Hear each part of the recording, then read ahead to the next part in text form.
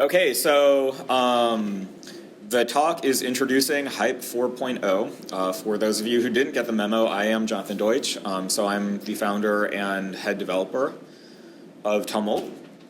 And so I want to talk about the next version, but I was thinking about what happened last year, and the talk I gave was on the evolution of hype, and really the how hype goes from thoughts and ideas and feedback into an actual new version, into a product. And so while that talk last year was all about process, this talk is going to be about the fruits of the process. So most of this is just going to be a demo of what's new. But a lot has happened in the last year, so I thought maybe we could start by recapping some of what did happen. So there have been lots of new creations. We've seen a lot today that's been pretty amazing. In fact, just during this conference, I got a message from Daniel with a document that he says is wonderful, and I should show it. I have not seen this before, so who knows what it actually will even contain, but I just wanted to show off something he said was great, and evidently it is, did you say an animated history of Denmark? I believe it's Denmark. Yeah. Okay, so this is a creation.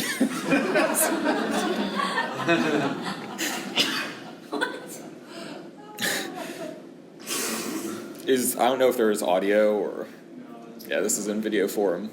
Yeah, it looks like, I guess it was interactive on the site, so. All those little circles you can click. Okay, so those are all click areas. But it's really fun. So, yeah, we can fast forward through the. And if you look at it in Chrome, it'll automatically translate for you, so you can read it. Oh, that's cool. It translates it in Chrome? From English to English or auto translate thing, yeah. That's awesome. Okay, so lots of new great creations, both that and what you guys have created. There is a new resource that I wanted to talk about, and that was something Liz mentioned, which is Tour to Hype, which is new and available. And Tour to Hype is created by a couple guys in Germany, so that's not really done by us, but we've helped support the site. And this is a new place where there's a lot of learning materials that you can see. So they have right now, I think 6 different tutorials. And each of them have not only information on how they created it, but they have videos explaining it step by step, and also documents to download. And the tutorials that they have right now actually are great at running the gamut from being great beginner tutorials if you're just getting started, to being more advanced tutorials that even cover code integration. So here's one that they did. This is a ski jump game. And so this is done in Hype, but with a little bit of code. And it even makes use of some advanced Hype features. Like I think this uses relative timelines. And so at some point I think I can say jump. And depending on when I clicked, he'll either do really well,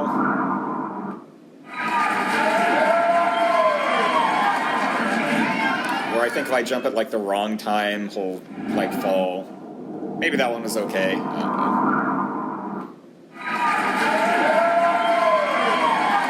Maybe it's insane.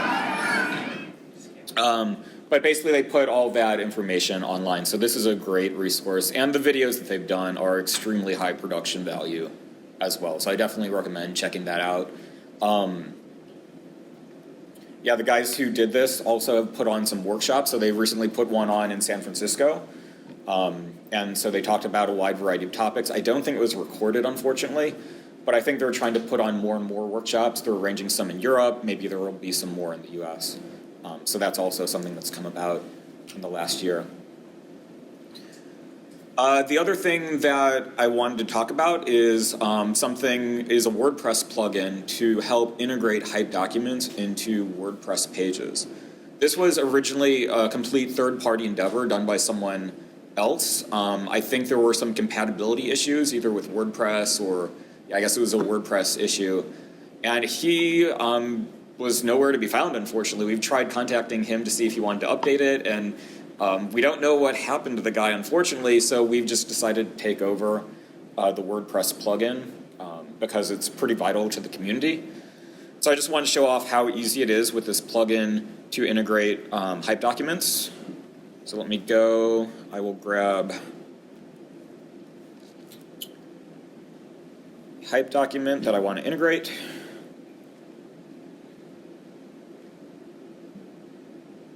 And so in hype, to get the document, and this is just a document covering sea levels over time, it's responsive. To put it into the WordPress page, you actually export as an OAM widget. Just the original developer found that was something that was already packaged and easy to digest, and that makes sense. Maybe we'll do an export script that will change things up, but right now you just say an OAM widget. I'll just put this in my temp folder for now. And then on a WordPress blog, I just want to show how easy this was. You can say add a new post. So we'll say Lake Mead, not Leak Made, Lake Mead. You can just click this hype animation button. So once the plugin's been installed, you just say hype animations. If you click here, you can navigate to the file. I guess I have an exported one right there too. And then with a pretty simple syntax, you just say the hype animation, there's an ID, and you preview.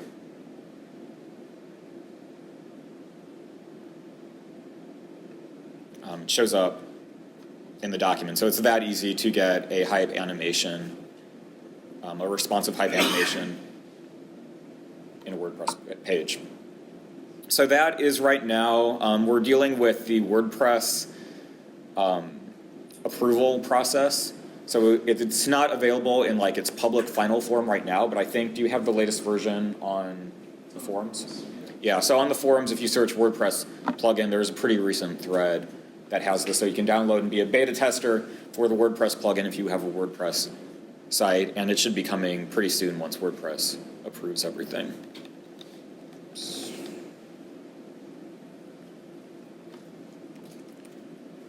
And then also this year was Hype 3.6, which was released. And so the funny thing about Hype 3.6 is it was a pretty big release, and we weren't really planning to do a 3.6. So actually about 3.6 had a ton of bug fixes and then a few features that were mainly targeted towards the ad industry.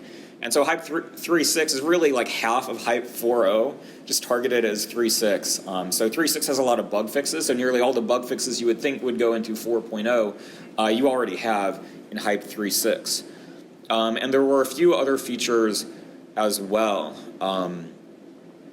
So in Hype 3.6, if you import a video, let me just do that.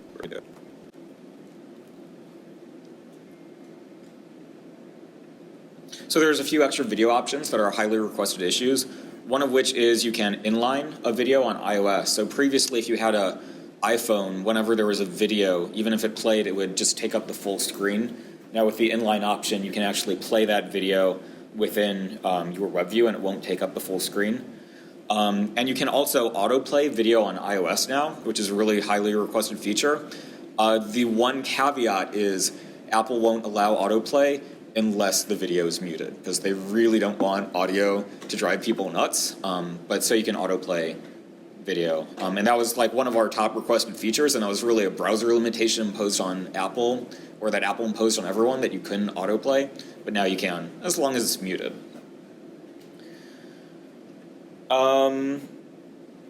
And then one of the big features of Hype 3.6 is the notion of export scripts. And this is a way to extend Hype, generally to have your export work in a workflow such as going to an ad system. And so I just wanted to show that right now really quick. So export scripts themselves, anyone can develop. So if you have your own custom system, whether it's like a learning content management system, an ad system, or you just want to do something at the end, like maybe do an FTP upload or a WordPress upload, you could develop that yourself. We've developed a few export scripts, some of which are for dealing with ad systems, such as DoubleClick Studio or DoubleClick Campaign Manager and Seismic. So I have a DoubleClick Campaign Manager export script. And so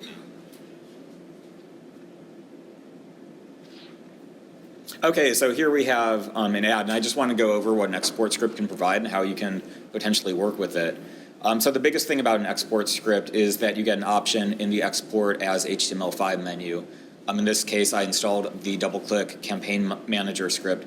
So from right there, you can just say export, and it will actually export as a zip file and package up everything necessary for the ad.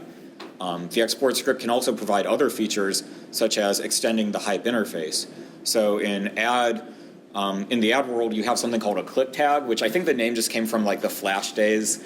But the idea is a click tag is something you click on that ultimately is what they call an exit or a URL that you go to when going to the end of the ad. And so often this is defined up front in an ad as far as where it will go to. So if I was making an ad, I would say the click tag URL is like tumult.com if this were to be an advertisement for Tumult. And then at a later point when it shows, let's say, the Learn More button, that's where you would want to do the exit. And so right here on mouse click, the export script itself can define functions to run. And so this is something new in the menu that was provided by the script itself, which is the exit. Export scripts also provide the possibility to preview using that export script. So if it does certain things to the output, you can preview that every time you want to see what happened. So that's export scripts. They're for specific workflows. They're not for everyone, but I did want to lay it out there that there's this cool bit of functionality. I think for people who do, ads, it saves a lot of time in the workflow. And then I think there's a lot of other neat possibilities that could be done with export scripts, like uploading potentially to GitHub pages could be done with an export script. Oh, there is one other thing I wanted to mention in 3.6. So here we have a nice little demo I'm presenting on a screen. No one can read that code at all. So Hype 3.6 actually has the ability to change the source code editor font and size. So if you are displaying for a presentation, or you have varying eyesight, or just don't like the size or font, you can change that. So that was another Hype 3.6, like a small little feature that was worked in. How do you access that again? That's just in the preferences. Oh, it's in preferences. Yeah. Okay. Yeah, it's in the general preferences.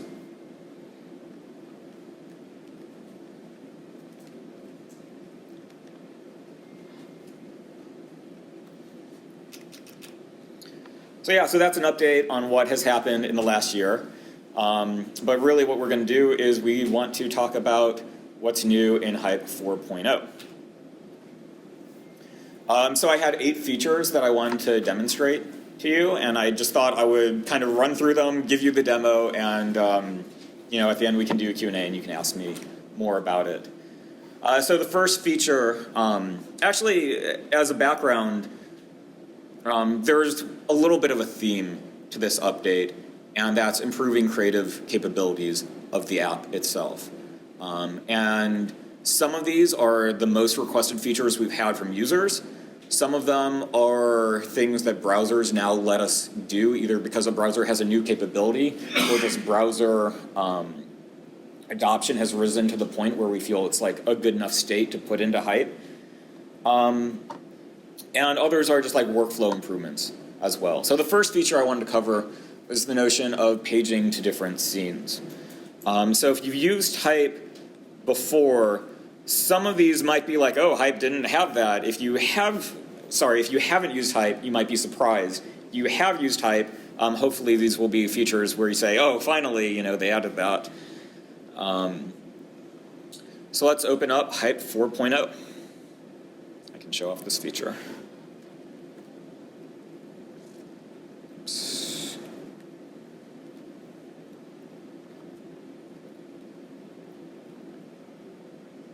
Okay, so if you used Hype previously, you would know in the scene inspector, you can go from scene to scene via a swipe action. So in the scene inspector, you could say on swiping to the left, jump to a specific scene, and I'll demonstrate what it was before really quick.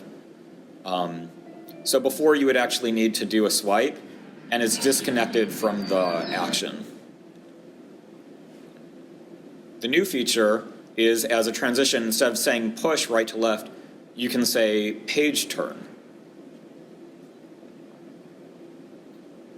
And so now with this, on an iPad, iOS device, or even on a Mac with a mouse where it makes a little less sense, it will actually follow the mouse and then complete the page turn. So it's kind of like iBooks. You should get that smooth transition. It's not do a gesture and then the page turns. Let me show it on this scene. So this scene already has it set up. Actually, I'll need to add one more to get to this scene. So you just say jump to scene, it's in the transition. It's only in the transition for swiping.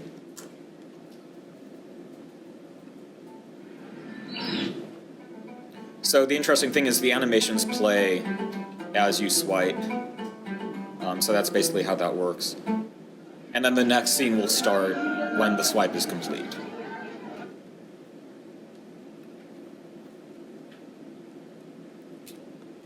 So not only can you swipe to the left and right, but you can also swipe from the top to the bottom as well and follow. And so that's just done with swiping down or swiping up. The actions are right there.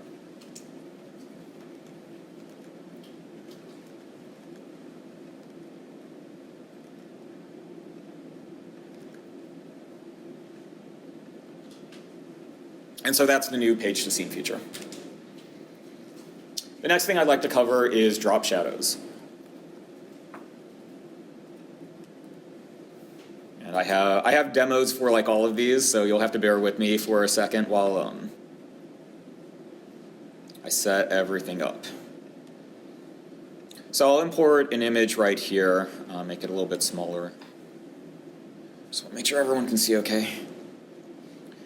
And so in the past, the only shadow height provided was a box shadow, where you would take the basic shape of the element, which was generally always rectangular, and if you added a shadow to that, you would get an effect like this, which maybe is what you want in some cases, especially if the image has no transparency at all. But in this case, in the image, you actually want the shadow to be behind the flowers. And so by clicking the drop shadow type, now if we're anywhere in alpha, we'll kind of create a mask on the fly and make a shadow out of that. So that has to be a PNG, right? No, it can be pretty much anything. You can do it with a JPEG because there's no alpha. Yeah, you can't do it with a JPEG because there's no alpha in a JPEG. But let's say you were to do something like had an oval and a rectangle. So in the past, let's say we made a group out of this. And if we do the box shadow on the group, it would look like this. But we can do a drop shadow on the group. And it will appear like that. And so as you move around, the drop shadow will form in the right place. And so drop shadow is actually always a CSS property, but it wasn't well supported by different browsers. And now we think the penetration is pretty good and will look correct. It won't work on older versions of IE. It's the big one. The fun thing, of course, about how it works is if you have something like a hole in, oops, I need to change the drop shadow first. It'll even work with holes, so like a donut hole. You can get that. So it's pretty flexible, and usually I think is what most people actually will want instead of a box shadow most of the time. So that's feature number 2. Feature number 3 is skew.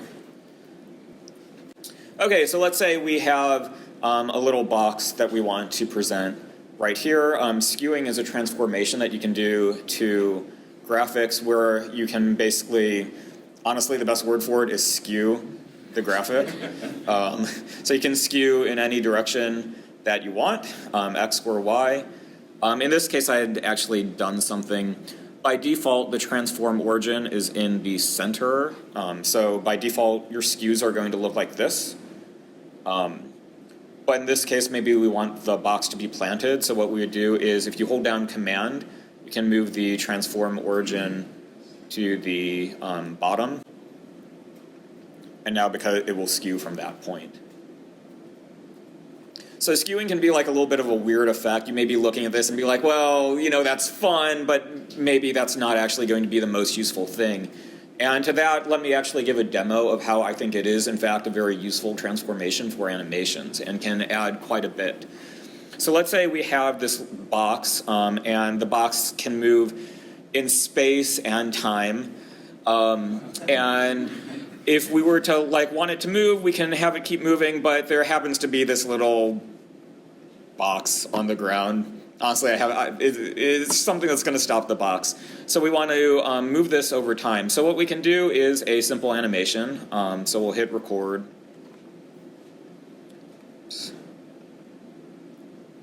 And quite simply move the box until it hits the little black barrier that we have. So if we look at this animation, first of all, there's a few things that we're not going to like about it.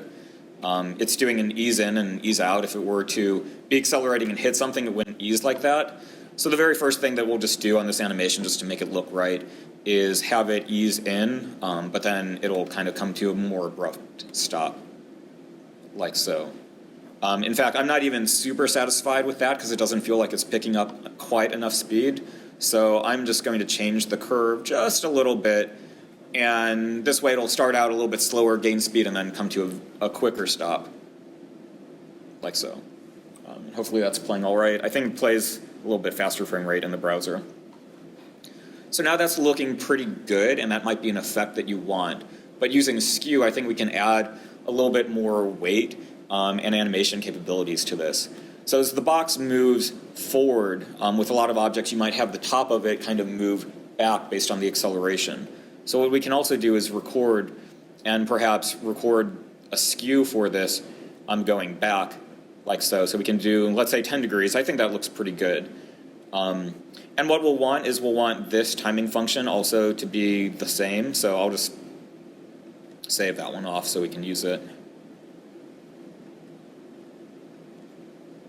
And so now the skew will match the acceleration, which is what we want. And so now you get a result looking like that. Clearly the box shouldn't stay in that, so you can see it's starting to have a little bit of weight, but it's hitting the end point. And so now we just need something that will kind of bring it forward. And there's a few different techniques to do this. You could do keyframes where it goes forward. What I'm actually going to do is just set it back to 0 and then use a elastic timing function where it'll kind of like overshoot and come back. I think that's easy in this case, but you may not want it in every case. So I will just add a keyframe for skew X, and I'll set this back to 0 when it hits. And so now I can just do, let's say, a elastic timing function at that point. And so we can see what this looks like.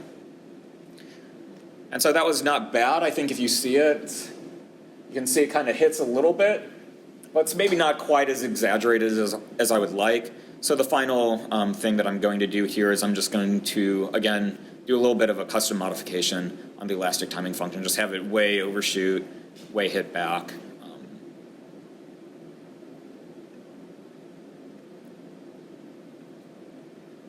And I think something like that, where it's just a little bit more exaggerated, will look good.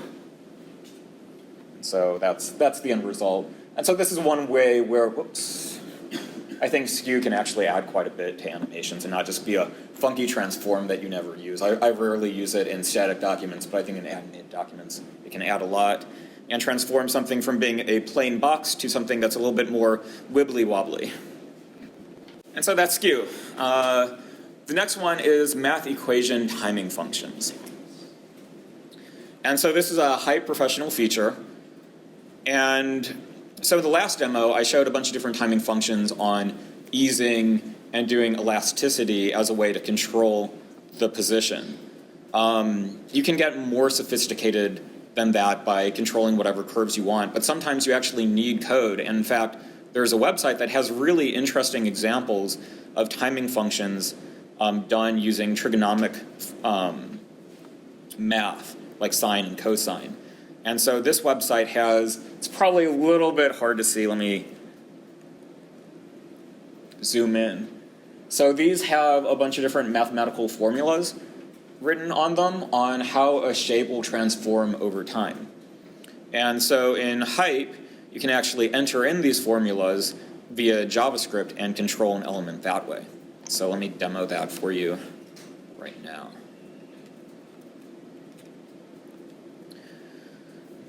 So here I have a button. I'm going to call it Do Not Press Me. And maybe I want this to pulsate over time. So what I can do is I can make a basic animation of like a start or an end point. I'm just going to adjust the scale here. And where the feature comes into play is in here I can say math equation, and I can actually type in code that I want. So I could go to that page and take the code. You need to adapt it a little bit because you can't just say cosine in JavaScript. You have to say like math.cosine. And maybe I think I want to multiply it or something like that. And so you can get all kinds of different timing functions that way. And so now if I preview this, you can see based on the mathematics that I entered, I can actually get a completely different animation. So you can do all kinds of things with math and programming in that regard.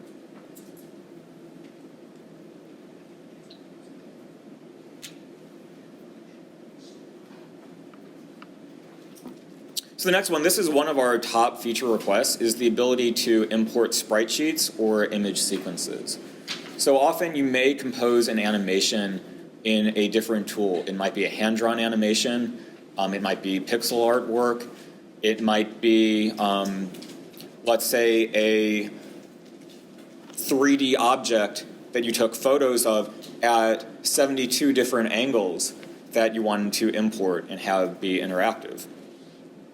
And so now Hype has a way to get those kinds of animations in very easily and play back with Hype's animation system. So I'll just start with a blank document. And the way to get at this, so actually let me show you. So here's a sprite sheet. This is for a pretty popular game. And this is a walk cycle of a character simply walking. And so this is what a typical sprite sheet will look like, where all the assets for the animation have been laid out. And so this is, you would not build this sprite sheet in Hype. It would come from a different piece of software. And so now in Hype, you can say, you can say insert a sprite sheet. And so I will add the image like so. And then it has a sprite sheet editor. And so what you can do is you can define the number of rows and columns that are in the document. So this one has 4 by 7. And so now you can see each frame will align correctly. And in fact, this one has a blank one as the last one, so I can just reduce the frame number and say there's 27 frames here. In fact, some sprite sheets that you'll find off the internet, some of the sizing isn't quite right. So in this case, I think I need to move the bottom up. And you can see if you look very closely at this, you can see it's actually a bit off. So I think I need to move the bottom by 3 and the top by 2. It also will give you an even sprite number. And in this case, 30 frames per second is pretty fast. So I think I'll reduce it down to 15 frames per second. And I can say insert the sprite sheet.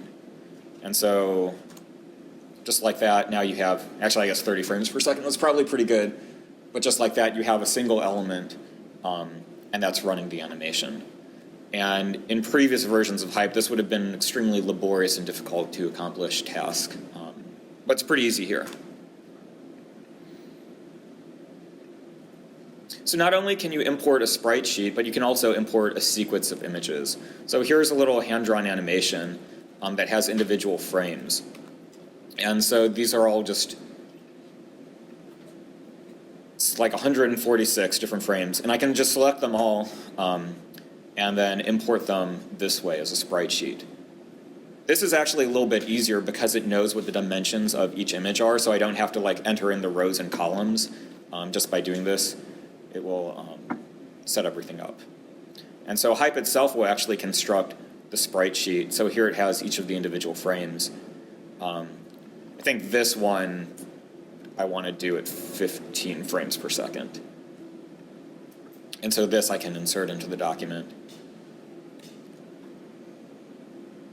And now I can play back. It's a puppy trying to meditate. Sorry, this was something I like drew a while ago.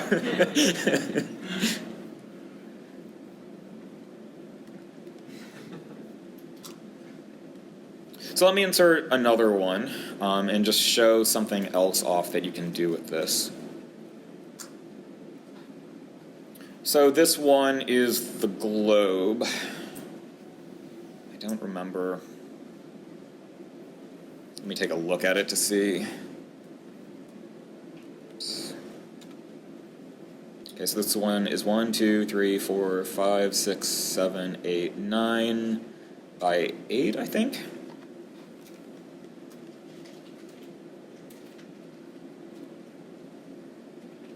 Whoops, 8 by 9. Okay, that looks good. So what I'll do is I'll insert this image. I'm not going to scale it down, I'll just make the document a little bit bigger.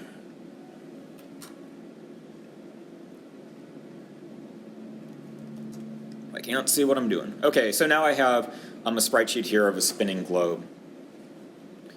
And in this case, the point of this is to actually be interactive.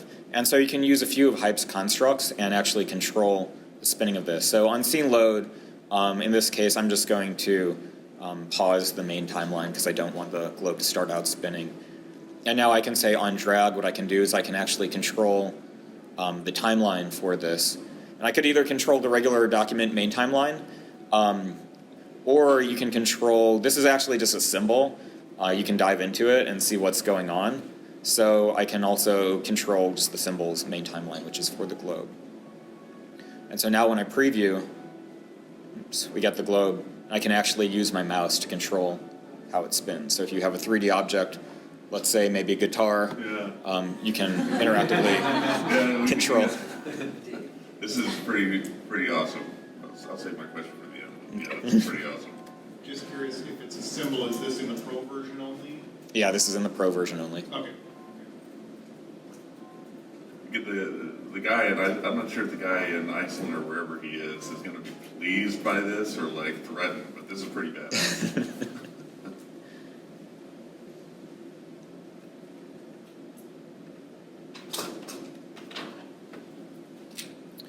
So that is sprite sheet and image sequence importing. The next thing I'd like to talk about is updates to physics. So physics under the hood has used a third-party engine called Matter.js. And this version of Hype is making Matter.js accessible to anyone using Hype. In the past, because we weren't sure if Matter was necessarily going to be the way forward, we basically hid it and closed it, and so there was no way to access it. But now there is. Interesting. So here I have a really simple document. It's two balls that are just falling. One is going to fall on a platform, one is not going to fall on the platform. I'm going to make them dynamic physics bodies, and you can see one falls past the platform, the other one hits the platform. And one thing that the Matter API allows you to do is set up constraints between elements. This isn't something that's exposed in Hype's user interface, but you can do in JavaScript. And so I just wanted to give a quick walkthrough on the code to do this.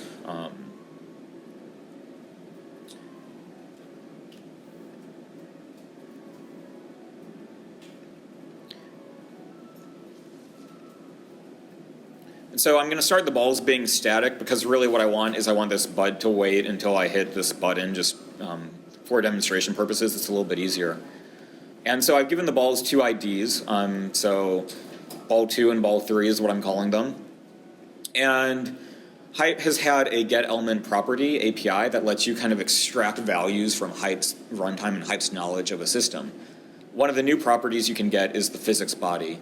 And so this is a JavaScript object that the Matter API actually understands. So now we're going from Hype land to the Matter framework land. The other thing we need to get is the actual physics engine that will run the physics. So we have those two items, and now using the Matter API, we can create a constraint, and we want to keep one ball always tied in position to the next ball. And so we just create a constraint object, we add it to the world, that's how you do it in Matter. And then the final thing we're going to do with the Hype physics API is set the body type to be dynamic, which basically says to the physics animation, okay, go, you're like a real legitimate physics body at this point. And so now when I click the drop button, it will constrain those two balls, and then they'll turn into dynamic bodies and fall. And so you can see what will happen when they're constrained together. So they always must keep a distance, and so they can fall like that. I'll do that one more time because it's kind of a fun animation. And it took me a lot of playing to get the positioning just right. That way it would like fall and then kind of move down.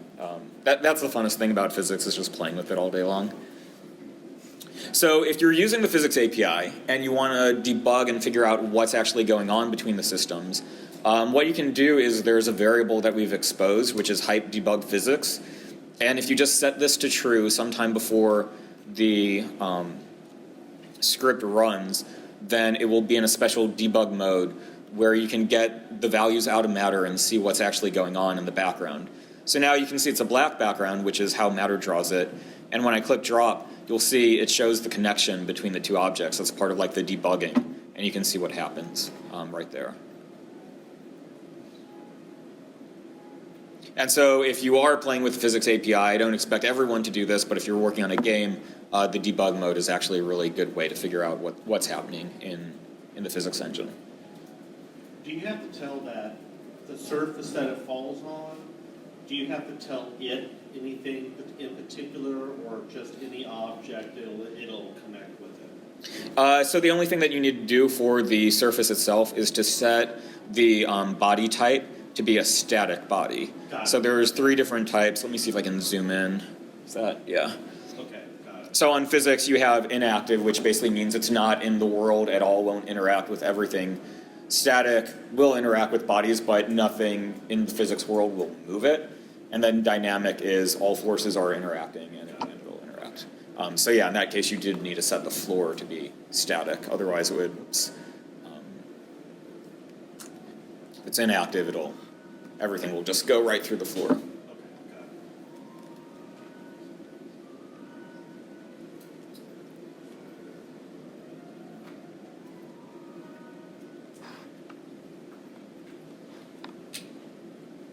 Okay, the next one also for people who like to do scripting, this should be a really big one, is external resource editing.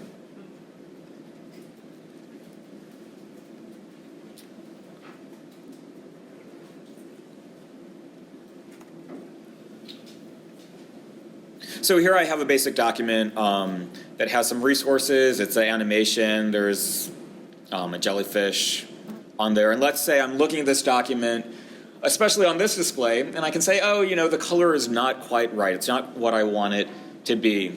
Hype has the behavior where any assets that you bring into Hype, it will actually copy into the resource library.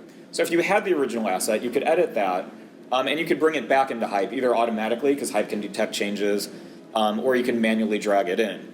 Sometimes you've lost that initial resource, or you don't actually want to edit the other one, you just want to edit the one that's only in Hype. So now if you select the resource in the resource library, you can say edit in. And so I could edit this jellyfish in Photoshop.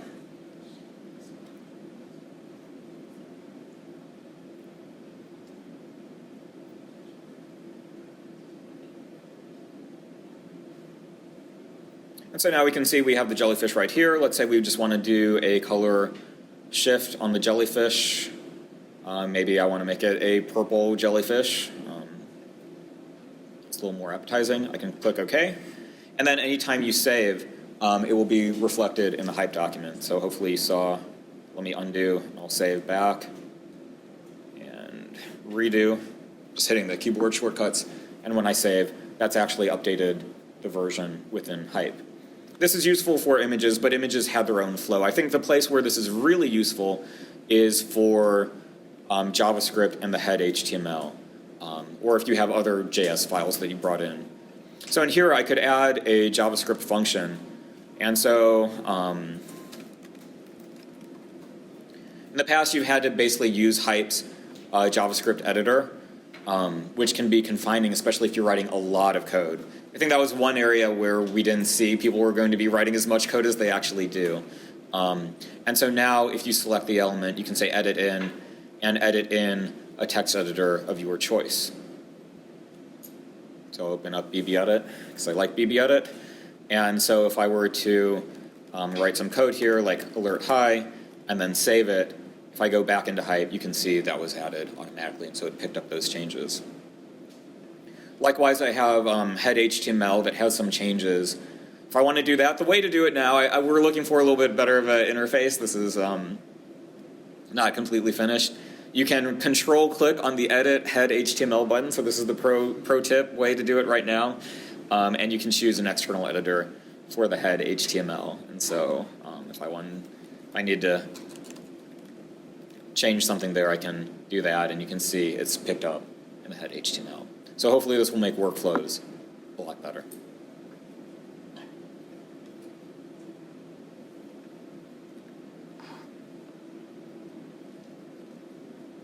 So that was external resource editing. And the final feature that I want to show is far and away request number one. It's something that's been in Flash for a long time, and I have had a lot of fun making things with it, and that is shapes.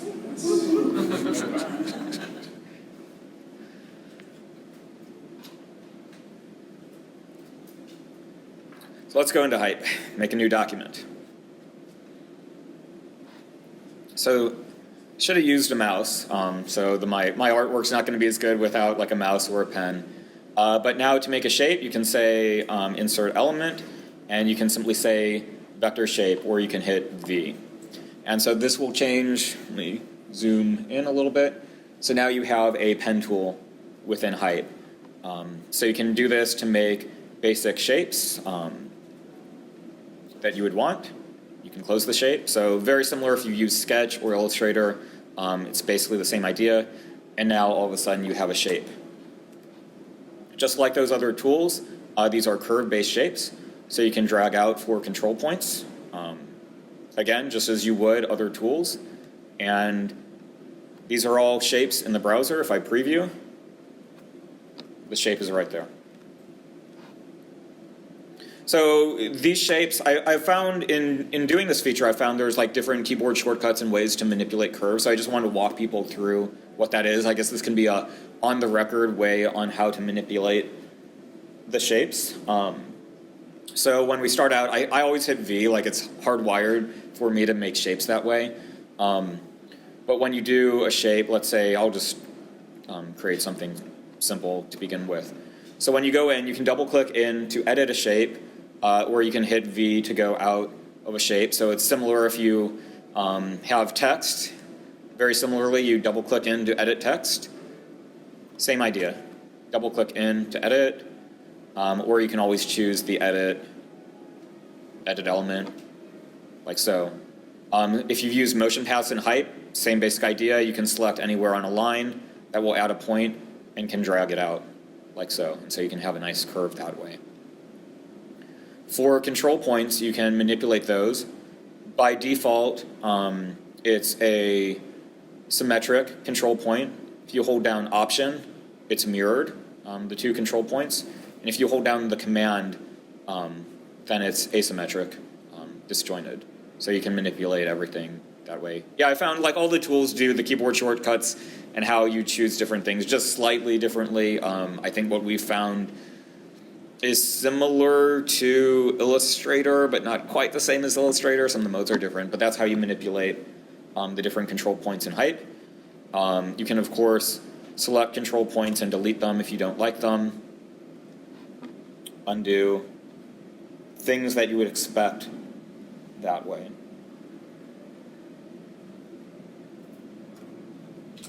So let me make a shape. So I'm going to make a nice diamond shape. And again, you'll have to forgive that this is like really asymmetric. So you can do things like set a fill style. So in this case, I'm going to set it to be blue. I can change borders if I want. I don't think I'm going to give this one a border.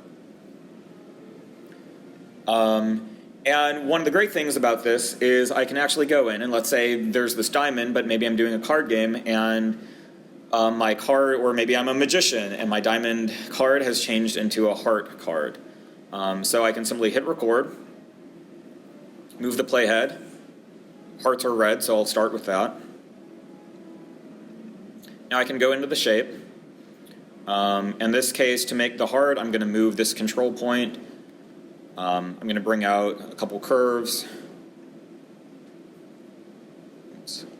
Manipulate manipulate that one, manipulate this one. And so now I have a heart. And I did hit the record button, which means when you play this back, it will do a shape morph from a diamond into a heart.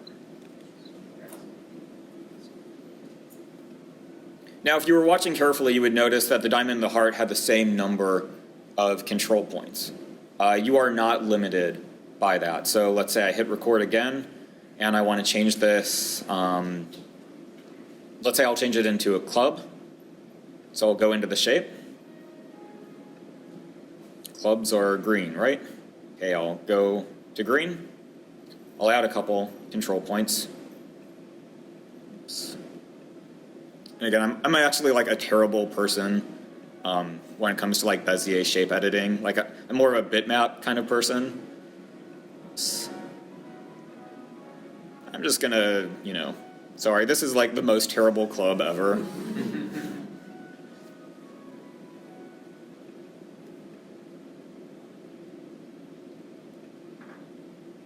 You get the idea, right? Okay, so now we've added a bunch of different control points. And I will say sometimes the way it morphs can be interesting, but there you go, from diamond to heart to club. So that's shape morphing.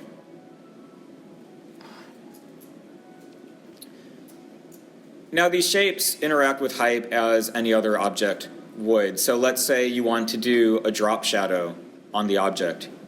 You can set up that drop shadow. And when we play that back, you can see the drop shadow follows the shape as well. So the feature I showed before works just the same. Skewing also works. I don't know, my love is not skewed, so I don't even know what that means. But yeah, so you can do anything that you would want with regular objects.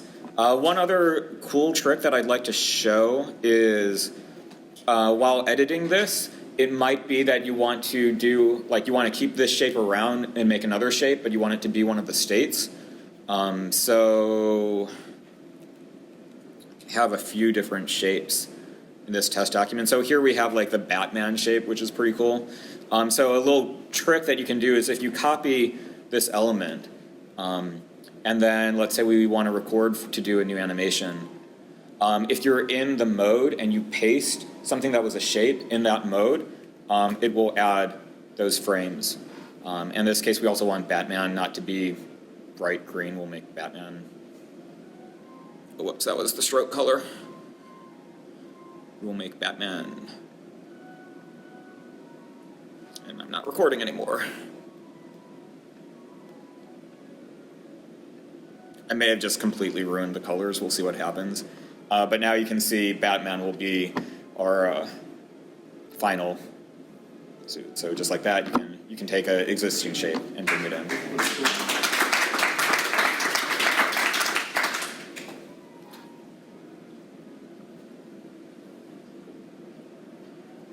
Let's see. You can also do math equations on these guys if you want. So I won't show math equations. I think you got that one. Let me show something a little bit more fun. Okay, so one of the other ways that this can integrate with hype is through the notion of relative timelines. So if you're not familiar with the relative timeline, it's like a regular timeline where you have animations that go from certain states to other states. What makes it relative is the initial state is wherever it's at on the document right now. So it's kind of a complex way to do animations, but it means that hype can understand what state you're at, and you don't have like static start and end points. It can be a little bit more dynamic and a little bit more flexible. So here we have emoji, and it's in the kissy face, and I can do a shape morph, put it in the angry face, and that was a little bit of an elastic animation. Or I can go to an anguish face, but this is these are all relative animations. So each of these buttons represents a different timeline. So I have a kissy timeline, I have the anguish timeline, the main timeline is the angry one, So if I were to go back and let's say I were to click on angry, now I can go from anguish to angry, or I can go back to anguish, or I can go from this one to kissy, or I can go from kissy directly to anguish. And so that's all using relative timelines with shape morphing.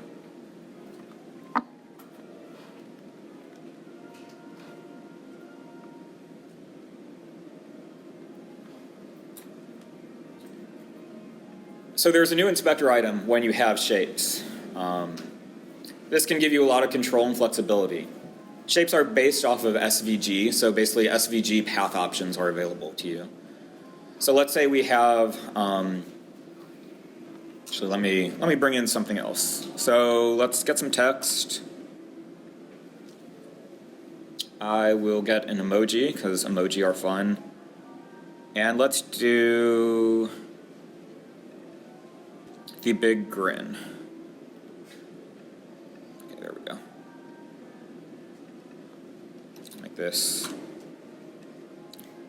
a bit bigger. And let's say we are doing educational content that's showing off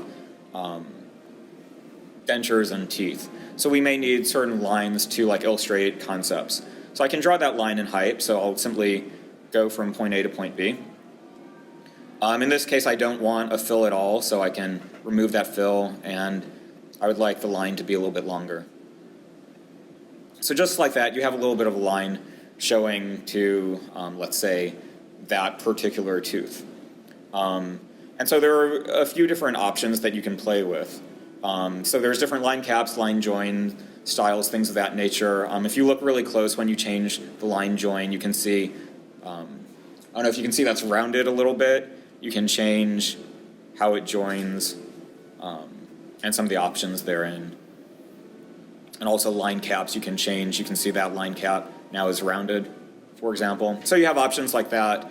You can also add dashing if you want. So if you want a dashed line, you can start out dashing a line like that. Maybe we want something a little bit more like that. In this case, that dashing doesn't really look that good to me, so I'll remove that.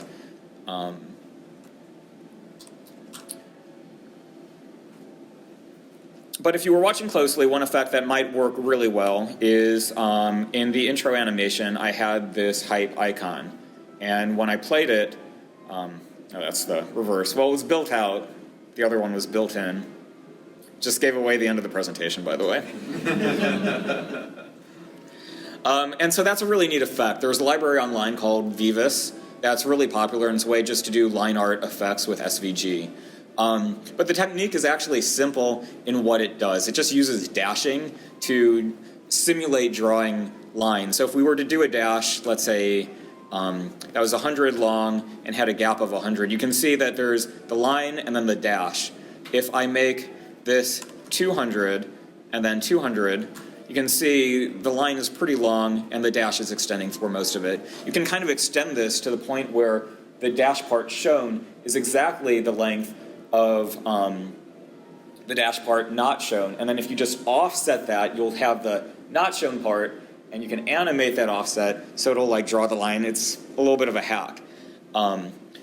So the way you need to do it is these numbers are pixel dimensions. So basically you need the length of the line to figure out what part is the dash part drawn and what part is the dash part not drawn.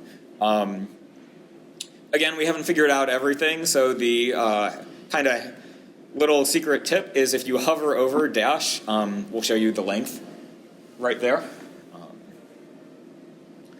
So I want a better way to do this in the future, but this is the way to do it right now. So when you get this in your hands, you can play with it. So in this, it says the length is 446. So all I need to do is enter this in. I'll just round up to 447. And I set the offset to 447, so now it's gone. I can make an animation and just animate that offset to 0. Now you have the line drawing like that. And that'll, of course, work when you edit the line. You can do anything. You can do a line like that. Of course, now the length of the line has, in fact, changed, so you need to get a new length. So 535.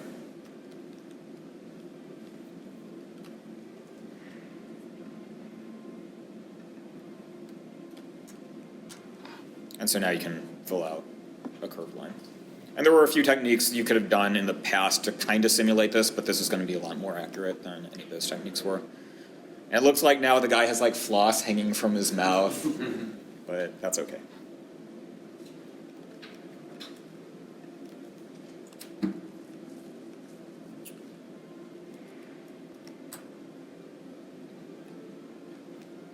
So like I said, part of the theme for this is it's a hype element and it integrates with all the other hype features. So let me draw another shape. It'll be like a little bit of a clip. I'm just going to copy and paste a couple of these.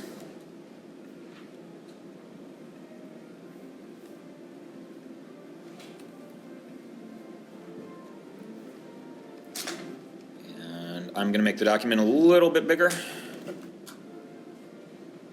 And you'll see why in a moment. I know I'm doing this in the dark, but trust me on this one. Okay, so we have a few objects like that. I'm going to make one more path at the bottom.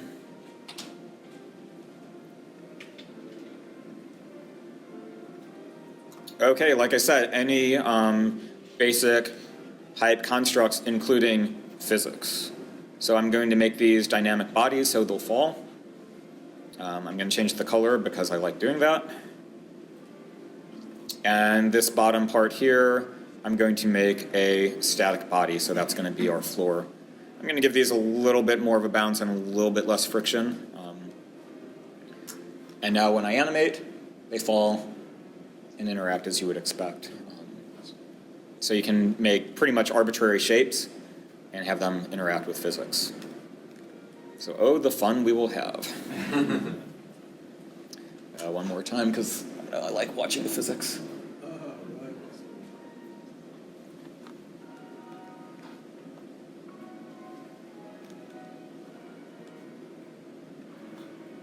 And so that's shapes. And those are the 8 new features of Hype 4.0.